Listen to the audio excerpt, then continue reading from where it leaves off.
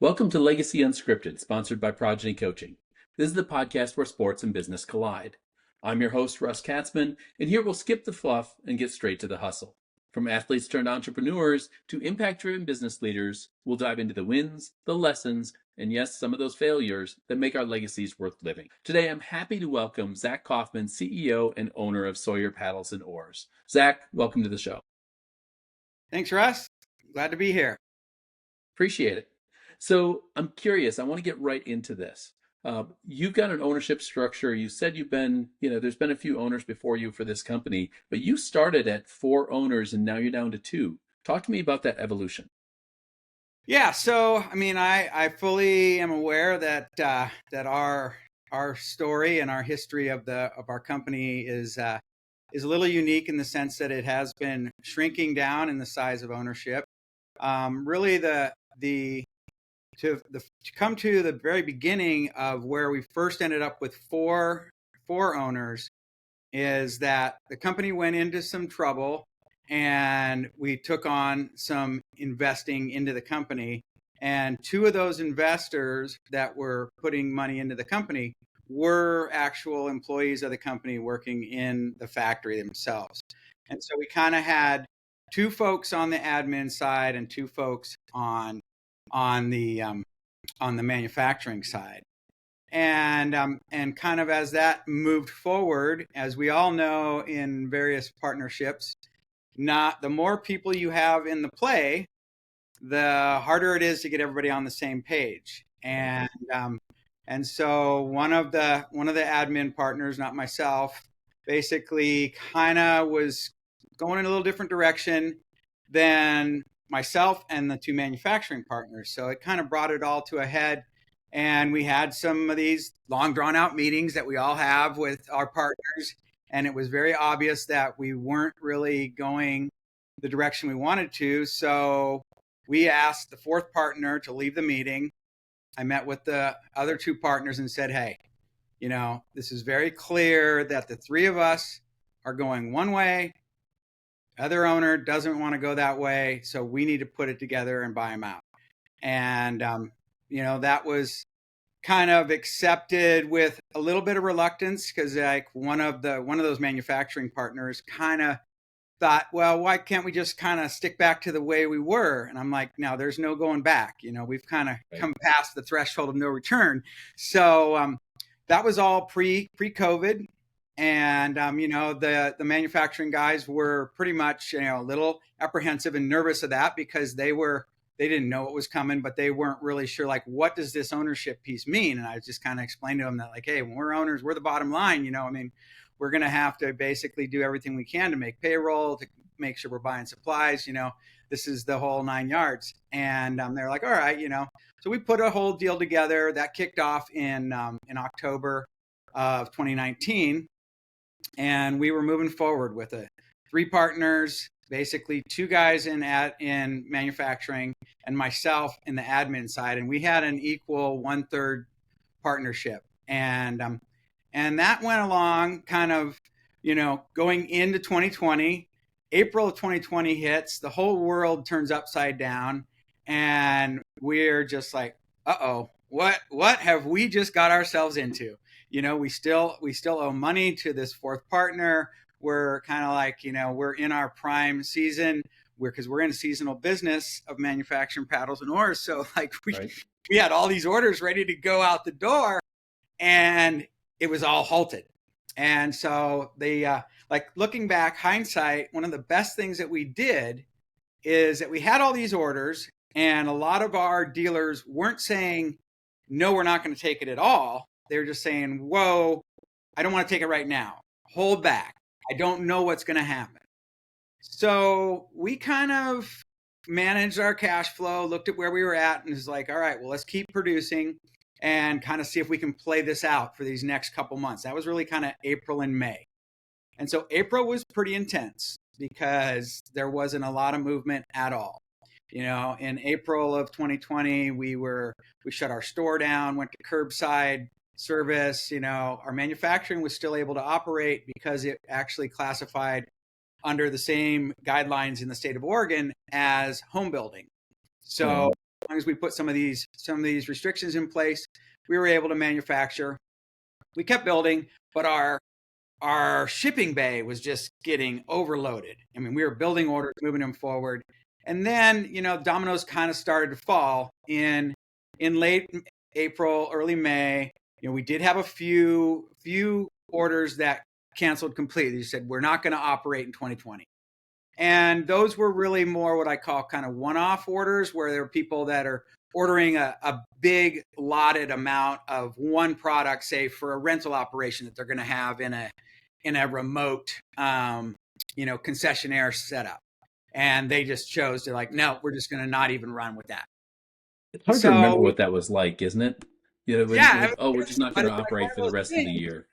Right. Yeah. And it's one of those things that the lessons of COVID have really shaped the way that we do business, and have really taught us a lot of resiliency and a lot of just kind of okay, what's that next bottleneck?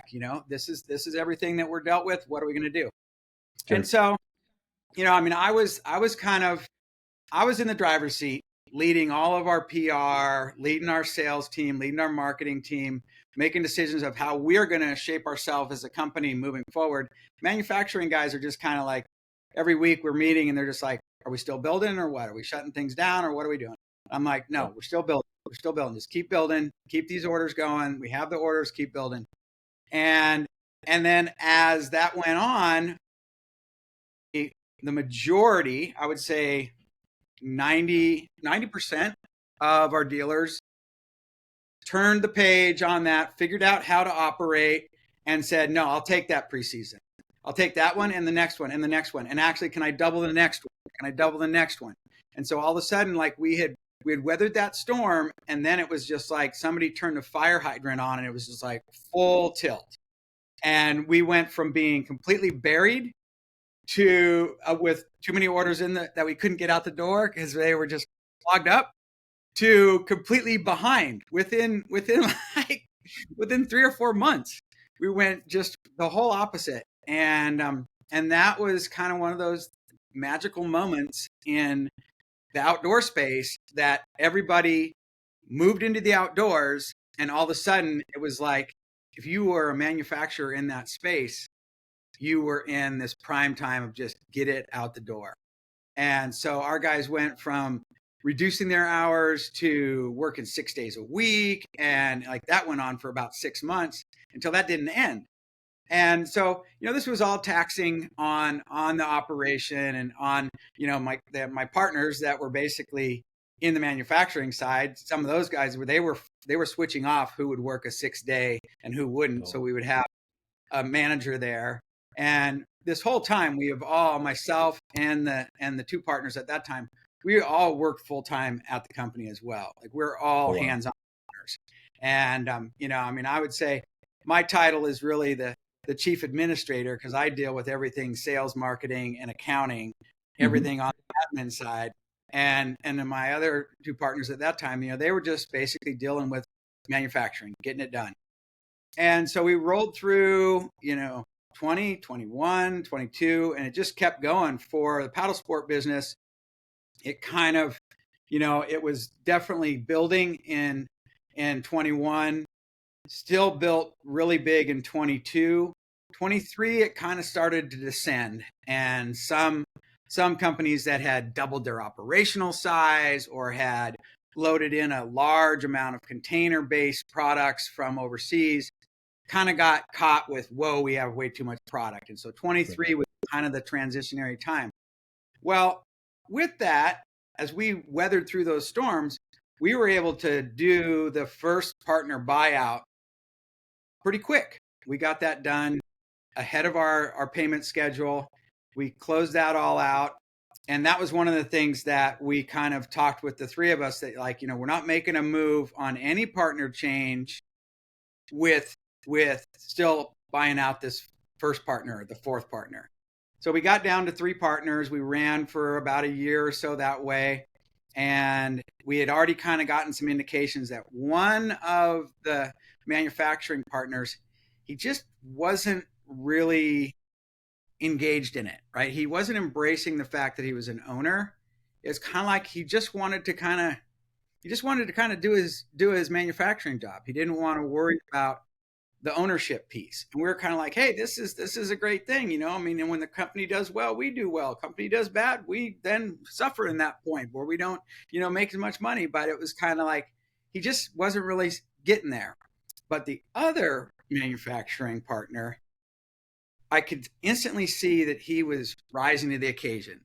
He was taking on more duties. He was basically, because he was in manufacturing, he took over all of the raw material buy and really started working with our suppliers and really kind of getting them to understand kind of what we needed.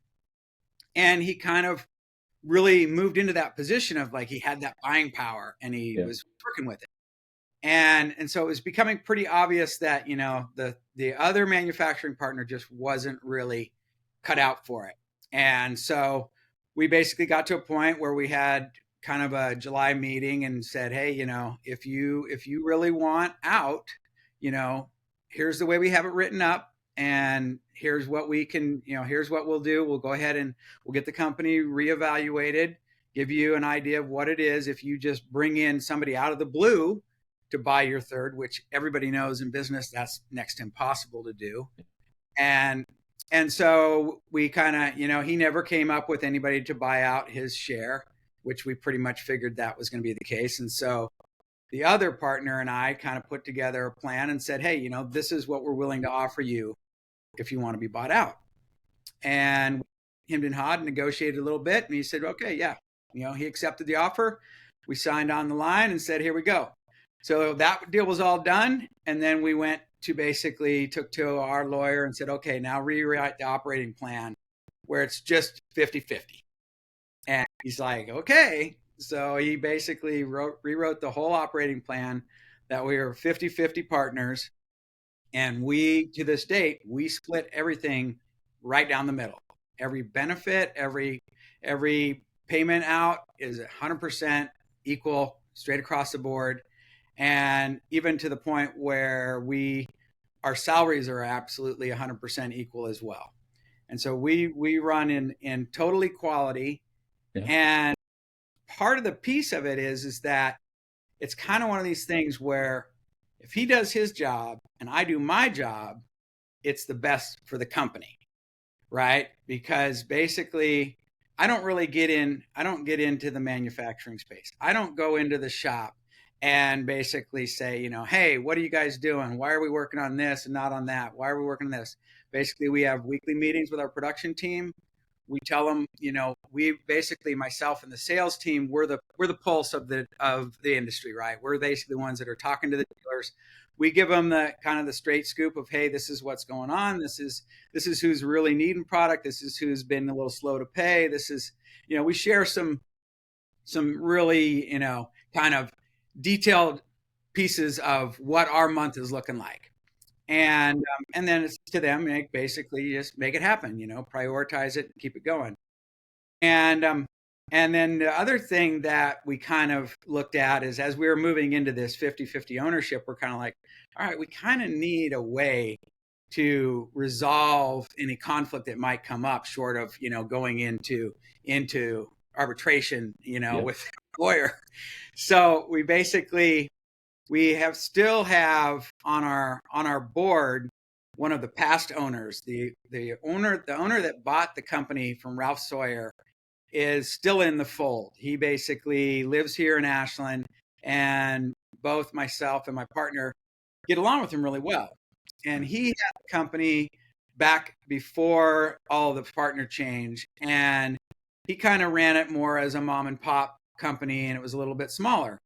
But the thing is that he ran all aspects. He ran all aspects and elements of the business. So my partner and I discussed it, and it's kind of like, so I think that if you were to, as you say, win the lottery and tell me tomorrow that you don't want to be part of this business anymore, I think I can bring in that old owner as just an advisor, and that old owner can help me with the production team to continue on and keep the company going. Same thing, shoe on the other foot. If I win the lottery and I'm gone, that owner can definitely work with the sales team and keep things moving to move it along. And the general consensus was like, hey, that ex owner's name is Bruce, and he's like, my partner and I are like, I like Bruce. I like Bruce too. All right, then So if we ever come to that, we'll talk to Bruce is Bruce. the tiebreaker. Yeah, And that's of great. course, a while after that, I have a discussion with Bruce. I'm just like, hey, I just want to let you know that you're kind of our relief valve. And he's like, That's funny. well, I'm getting older and I'm out of the industry ways, but he's like, yes, if you guys call on me, I'll help out and do whatever I can. And so, Does he say he's open to bribery too? yes, of course, Christmas cookies go a long way. He gets on, but yeah. really, it's one of those things. So really, at that point, we know that it's like, really, we don't want to be in that situation. And so a lot of it is just, it's very important that we have really clear communication with both of us, and so we, when I was telling you about where we were in the office when I was talking to you at the pre-meeting, Sure. and, we're basically upstairs in the factory, and literally our desks just face each other. It's just the two of us in the office space. And then we have a window that basically opens up that we can see over the factory if we need to even see what's going on in the factory bit. So, we can decompress at the end of our day and just sit there at our desks and just discuss what's going on. And, my partner, he's still actually down on the manufacturing floor quite a bit, because we're in prime time right now. We're in the middle of our season. And so, sometimes I'll be in the office for, 4 or 5 hours. I never even see him because he's basically on the production floor working with one of the teams on a piece of manufacturing product. And so it's kind of like, but I know that like the manufacturing guys, they start at 6 o'clock in the morning and they leave at 2 or 2:30.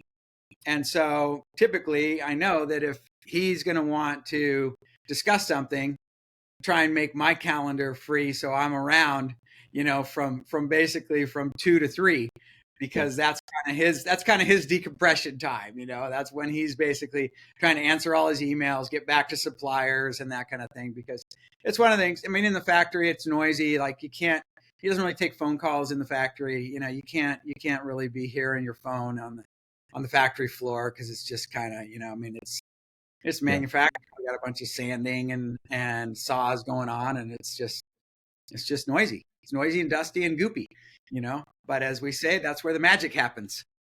It is. No, it's intriguing. I mean, I love the fact, and even the fact that you got to the 50-50. I mean, I make no bones about it. I very seldom will allow or advise individuals to go into a 50-50 relationship from a voting perspective. Obviously, there's ways you can adjust who has the ability to vote on this and who shares in profit, all of that kind of stuff, right? But pure 50-50, we're going to go in and split everything even right down the middle. That's tough to do, right? They need a Bruce. They need somebody to be that independent arbitrator to say it's going this way or that way. Let's go back to these COVID lessons a little bit, because I'm curious how you evolved out of that. So we saw all these outdoor spaces, outdoors in whether it be woods, whether it be on the water, whether it golf courses saw a ton of this. Any place people could go out to and just be by themselves without, in fear of infecting anybody or catching anything in the process. Unfortunately, we also saw some of those industries really suffer out of that, right? Because to your point, they had to build up for this. I know of a former client of mine that was a property manager in cabins in rural Arkansas, and big boom during COVID. But then coming out of COVID, it was a struggle to try to figure out, who do I let go of now? Do I let go of that? Is the demand going to come back? Is it not going to come back? Nobody knew. right? We didn't know, was it just going to be this big bump, or was it going to be every year we're going to get a little bit something from COVID, because every year we're going to have to quarantine for a period of time or something. Coming out of that, you guys had this peak. How did you adjust your strategic outlook to say, this isn't going to last, but let's take advantage of it in any ways we can? What did that look like for you? Well, so a couple things were kind of just happenstance because of the where we were and our size, right? And so part of it is that we're probably a fairly, what folks would consider a fairly small manufacturing facility.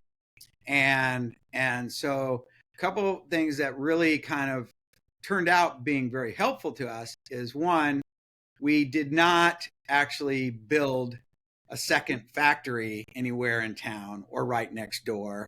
Not that we had the ability, but the demand was there, right? So the demand was there, and we did not actually act on that and take on, a big property payment or more overhead or any of that kind of thing. So Did you have that conversation? we did. We had that conversation multiple times during the time, because it was a very bizarre time, because the manufacturing guys just almost felt like there was an order tree that just kept shaking its leaves, and the orders kept just dropping, because every day the order sheet just get piled higher and higher and higher, and so it's kind of like one of these things where first thing that happened is the guys that were working 6 days a week, they're kind of like, hey, whoa, like that was okay for the first few months, but now that we're on 6 months and we're still working 6 days a week, they're like, no way, we're done with that. I don't want to do that anymore. So then we started bringing in some swing shifts and some part-time people, and basically trying to kind of just, look at what can we do? How can we get more manufacturing out of what we have? And that became actually a little bit of a godsend, because we did not put those bigger things into play.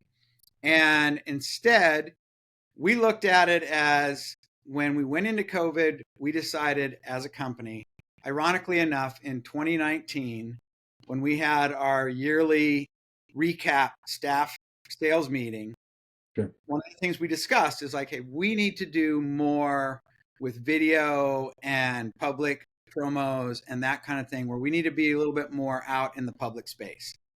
So when we roll forward into the beginning of 2020, we hit COVID, and I actually reached out to our media tech person who pretty much runs our websites. And I asked her, I said, well, I see that we're probably going to have to do quite a bit of media to try and stay in front of this. We're not going to basically just crawl under a rock. We're going to keep communicating with our public, even though it may not be what they want to hear. Sure. And I told her, I said, you go find the platform that you feel the most comfortable with, get a subscription to that, get a yearly pro membership, and we're going to dive into this. And so she researched it. She came back to me and said, I feel most comfortable with Zoom. I think I can work with that. Yep. So basically I said, great. Now, do you feel that you could be a producer? And she's like, yeah, I can do that. I got it figured out where I can go into Zoom. I can basically invite everybody to the meeting. Then I can disappear from the meeting. I'll listen to the whole thing and make it work out. So I said, that's perfect. I said, that's what you're going to do. We're going to go ahead and start a series of live interviews with our customer base, with our dealers, getting ahead of it and trying to get out on, letting people know what's going on. My wife at the time was teaching school, and she's like, I don't have that at the school district, but that's what I really need. She was teaching school from our living room. I was doing live broadcasts from the back of the house.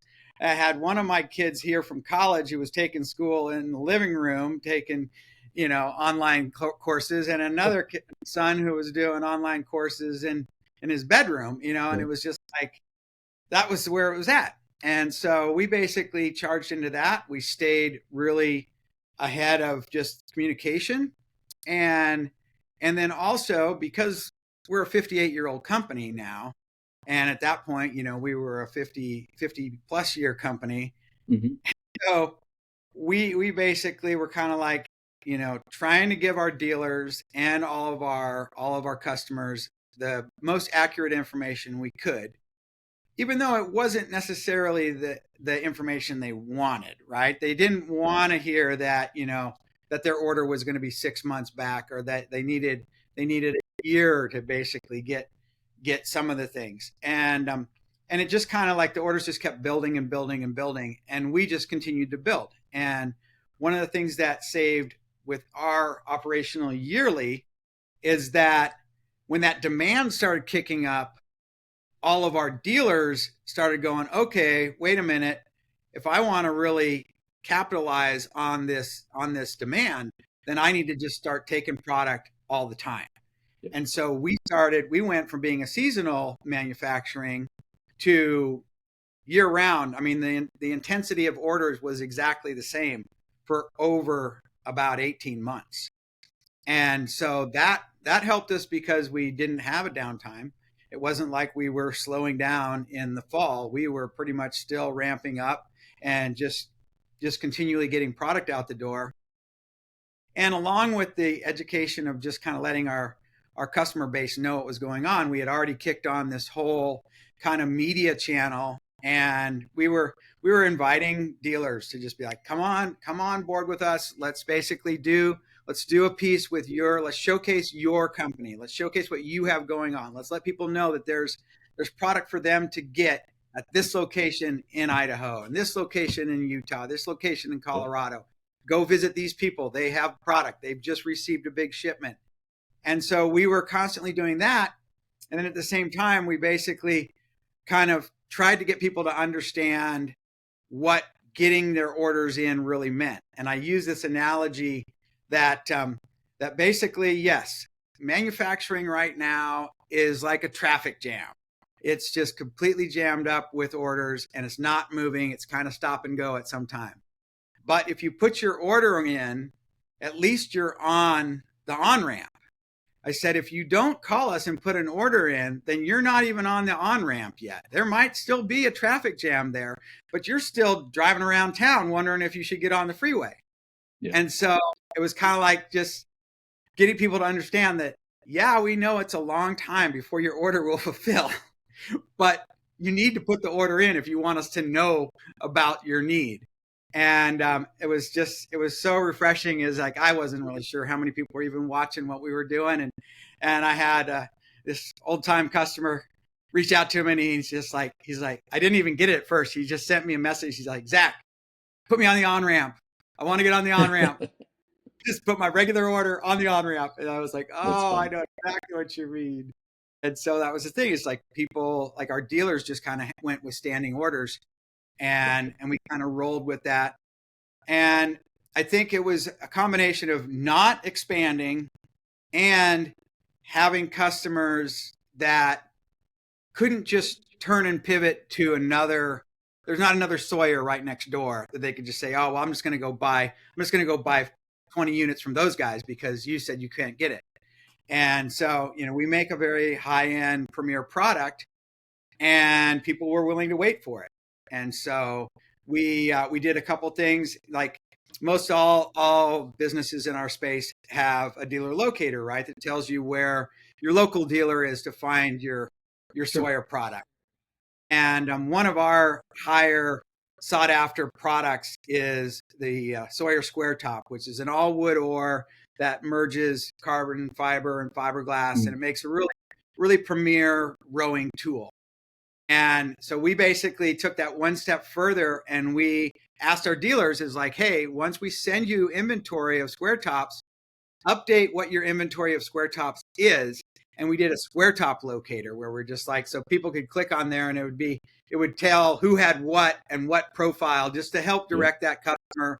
So if they were traveling somewhere or whatever, and it really helped to where it basically moved product for not only for us, but for our dealers, that we're able to capitalize on some of those quick turns and that kind of thing. And so there were just little things like that that kind of made it all happen.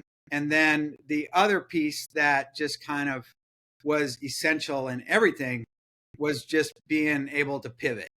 You just like the term pivot deck was just kind of like commonplace. So, like we were going to do this, but then we ran into this obstacle. So we pivoted and we're going to do this and bring these options in. And it was kind of like, okay, we're just going to see where the bottleneck is, and wherever that bottleneck is, let's tackle that bottleneck and get it figured out.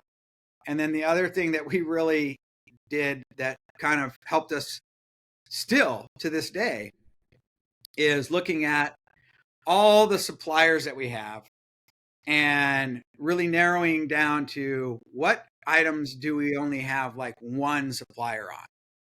And if we only had one supplier on it, then let's figure out where there is another supplier for that particular product. And those searches sometimes were like, they took a year, 18 months sometimes. But if you search long and hard enough, more than likely you'll find the source of the source, right? And so we did that on almost all of our raw material ordering, because one of the things we saw early on in COVID is literally a company that was maybe building you a very insignificant part, but it was crucial to your operation.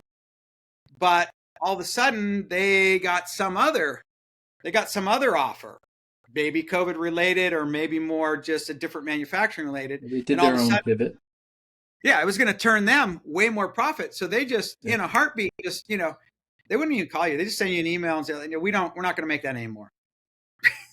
Or they wouldn't even send you an email. You would go to order it and they're like, we don't make that anymore. And you're like, whoa, wait, what?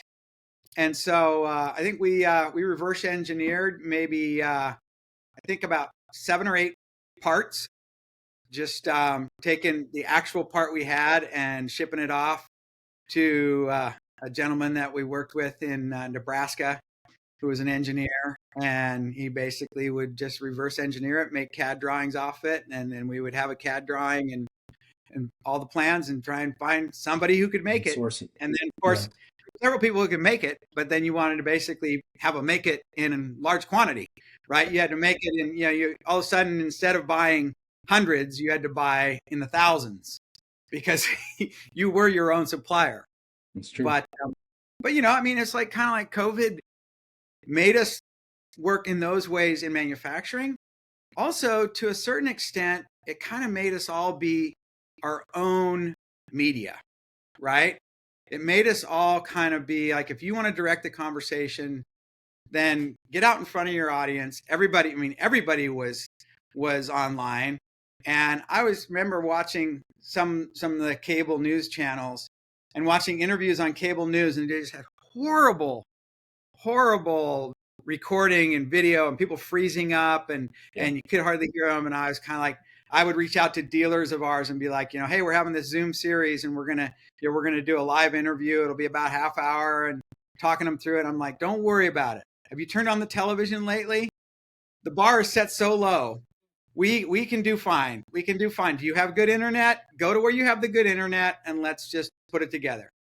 It did a couple things, is I learned what of our dealers have good internet and which ones don't, because that too. They have stuff that just froze up and it struggled, but still they kind of got the message out there. And I think in the long run, it helped us just as a company and to be able to kind of weather that out. And still as a 58-year-old company, we clawed away a lot of market at that point. And now we're just trying to figure out how to navigate this next storm, and that's kind of the piece. Well, I think you've mentioned a couple of those lessons from COVID, and we'll get off that here in a second. But the ability to pivot, 58-year-old company, you're still small enough that pivot, you're flexible enough to take it if you need to, right? And move in this direction instead of that direction. You can do that. Doing that with a company of too much size, especially when they're trying to adapt to communicating remotely, working from home, never seeing each other, if they're used to seeing each other, that kind of stuff, it becomes far more difficult to do. And then the other thing you mentioned, which I don't want to gloss over, is something that I've talked about a couple times now relative to COVID, and that is it eroded this old school opinion of what the executives of a company were like. Right? It's, oh, these are the guys in the ivory tower. We can't talk to the CEO. We can't talk to our VPs. Companies that are too big. I mean, we had this perception of this pedestal where these individuals sat. Whether we liked them or not, a lot of times they were unapproachable. And suddenly we were seeing them at the other end of a Zoom call in the living room with, their kids running around in the back, or the kid interrupted them in the middle of the interview and hey, daddy, what is 4 + 6, and that kind of stuff, right? And then the dog that ran through, and Dogs, cats running all of those around, kinds of barking. things, cats walking across the keyboard, all of that humanized them in a way that we didn't have before. And to have our leadership humanized across any organization, I think it's better for the culture, but it does force us as leaders to reestablish an authority and a direction as part of that culture. Because if you erode that too far, it becomes, well, this person is just one of us. Why do I need to listen to what they're saying? Right. And so you have to still come back and reassert that authority as part of the culture. But I think the erosion of this ivory tower, sit them on a pedestal, was healthy for business in general. Yeah, I think we basically were able to kind of get benefit on the opposite side of that. Being a small company, we could broadcast out there, and we could be as big as we wanted online, and we could basically, as long as we had the time. I mean, for a while there, we were doing two live broadcasts a week, and pretty much just constantly driving the conversation of what's going on in the industry, talking about everything and anything. And it kind of made it to where, like, a lot of people maybe didn't know of Sawyer, or didn't know that much about Sawyer, and they were just like, they were seeing kind of some of Sawyer maybe for the first time, because they had just learned about the industry that we are providing to, and it was all of a sudden that they had drove to work for the last 5 years, driving by the same lake, and never thought about maybe getting on it and paddle it until COVID hit. And they're like, if I go to the middle of that lake and paddle around, I will not be around anyone, and I will be able to have my peaceful moment. Yeah. So, And I love that, the idea of small companies now having the ability to be an authority in a way they weren't before, right? Even from the technology standpoint, right? Of the fact that you have this technology thing figured out and the dealers are still trying to figure it out, right? But they can jump on yours and listen to you and watch you and say, you know what, those guys may be small, but they can figure out issues, right? And so they're worthwhile working with. So all good stuff. And I love the stories. We've got a handful of minutes left. I want to switch away from the wins to a couple of those lessons that we got along the way. All right. Give me the top 1 or 2 lessons that you've learned through the career that you'd love to have told your younger self. Well, definitely put some savings away. It's really hard to tell any of the younger folks to basically start saving money, put something away in your paycheck. And that's probably one of the things that no one. I actually took somebody fishing Mm-hmm. that really kind of just told me, like, it doesn't matter what you're doing, you need to start doing this now. And I was kind of like, okay, maybe, but I was 20 something, and I was kind of like, I don't know, and but now, getting on in the years, I was kind of like, yeah, I wish I would have started a little earlier on that. That's Like, my kids have definitely kind of bought into that idea of just kind of like, the sooner you start, the better it is, no matter good. what that little piece is, and definitely, if you're working somewhere where there's a matching opportunity, by all means, that's kind of like the no-brainer, right? And of course, in the kind of work that I was doing, when I was growing up. I mean, I was a river guide for 30 years. I was a ski patroller for 30 years. I mean, I worked in the recreational space where, there wasn't any of that available. But I wish I was more disciplined to actually start that, because I was just interviewing a river guide that I've known for almost 30 years. And he was like, that's the thing that I wish I would have done, is like save my tips. Because, I mean, river guiding is a tipping profession. I mean, it is pretty common for people to tip their river guides. And a lot of times that bit of money, like all the guiding industry, it's like, do something with your tips. It's not something that you should just look at as extra income. You should look at it as income you could actually, even if you just made a percentage of it, that you figured, I'm going to invest or put the percentage of that away for my future me. I mean, that's kind of the hardest thing, like, right? You don't think that way. And I mean, I knew a lot of friends that basically they made as much money as they could to basically maybe travel in the off season, either travel to, other equatorial countries to where they actually, some of them chase the endless summer, some of them chase the endless winter, and that of course is kind of what they were saving money for. But also, I mean, I think that, there's two things that my father told me long time ago that have always stuck with me. And I share this with my children. And that is, one is being a parent is kind of a special club that, if you're not a parent, you don't necessarily have all the expertise to really tell somebody how to parent, because, as we all know, anybody who's had kids, there's all kinds of curveballs that come. But he says, The other thing that's part of that is owning your own business. And if you haven't ever owned your own business and you've always just worked for somebody else, interview and talk to those folks before you decide to go off on your own, because owning your own business is one of those things where my father owned his own business.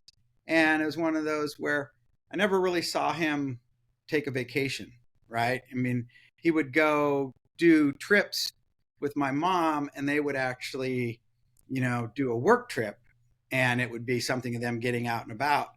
But they were much smaller than Sawyer is, but still it was kind of like they were the bottom line. And if you're the owner, you're the bottom line. And it's kind of like, just keep it getting that perspective, and having that perspective as you go into an ownership base is important. And the other thing that I try and really reflect on is don't forget the lessons learned. That's the thing, is my partner and I have been through some pretty wild times in this so far. I bet. And it's one of those things that remember all of those things. Don't forget, because those are the things that got us in trouble in the first place. And so, I mean, it's like, I wish that I would have actually wrote a lot of things down in my younger life. I mean, I think I have a fairly good memory, but I think if I would have just kind of wrote a log of some of, like, maybe even a log of every step along the way, to be able to refer back to. But I've always been a communication person. I've always been somebody who can communicate with folks, and kind of one thing led to another. I mean, I'm here with Sawyer because I was a Sawyer customer for 20 years before I ended up working here, and just happened to be in the right place at the right time to move into coming onto this team, and then in turn, over the years, being the person that's leading the team. And look at you now. So yeah, it's just kind of. This is good. This is good stuff. I appreciate you coming on, Zac. This has been awesome. Tell me, anything else you want to share with the audience before we jump off? I would say the only thing I'd really like to share is, if you have any interest in the outdoor paddle space, definitely check us out. Take a look at paddlesandoars.com or sawyerstation.com. We basically have a main manufacturing site, which is our paddlesandoars.com, which is mainly to all of the public, but also to our dealers. And then we actually have our flagship store here in Southern Oregon, SawyerStation.com. And if you're on the I-5 corridor, stop in and check us out. Love that. And we'll get that into the show notes as well. Thanks, Zach. Sure. Appreciate you jumping on with us and sharing your story. Thank you, Russ. Appreciate it. So that's a wrap for this episode of Legacy Unscripted. If today's conversation sparks something in you, don't just let it sit. Take action. Let me start that over. So that's a wrap for this episode of Legacy Unscripted. If today's conversation sparks something in you, don't just let it sit. Take action today to build your future. Make sure to subscribe, leave us a review, and share this with someone who needs it. And if you've got a story to share or you just want to connect, you know where to find me. Until next time, keep it real, keep it bold, and keep living your legacy.